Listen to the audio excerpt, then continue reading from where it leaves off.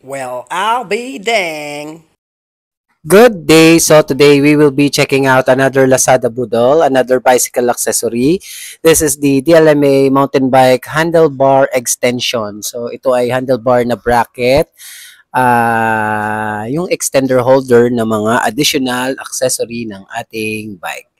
So ito po ang kanyang itsura.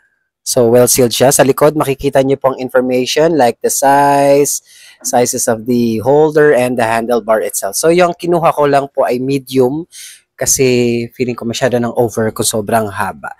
So, check po natin ang kanyang laman. So, ito po. Aluminum alloy material siya according sa details ng seller. So, dalawang pirasong holder, isang Allen wrench, at isang mismong handlebar. So, magaan po, magaan. Siguro around mga 100 grams.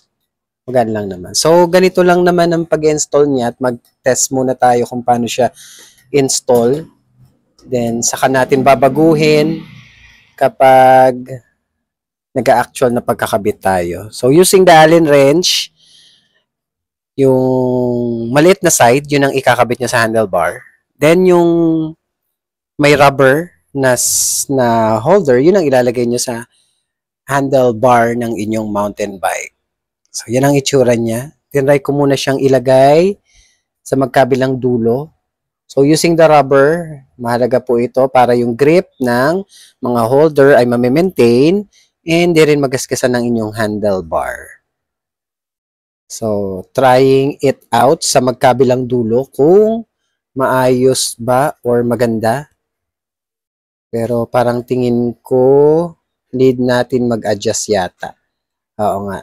So, inilagay ko siya doon sa middle part na kasi mas malaki yung size ng handlebar doon, mas grip or mas kumakapit yung handlebar. So, ito yung itsura niya sa harap. Try natin ikabit na mismo yung extension bar.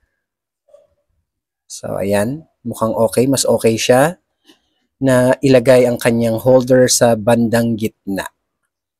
Ayan. As you can see, pwede na natin siyang sikipan.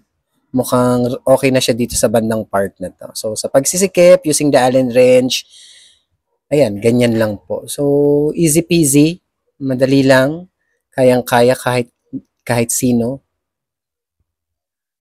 Ayan.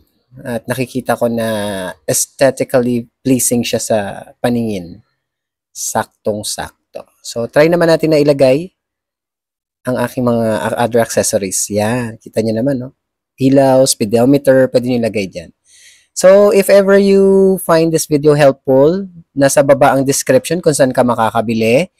And also, don't forget to like, comment, and subscribe. Thank you so much. Bye!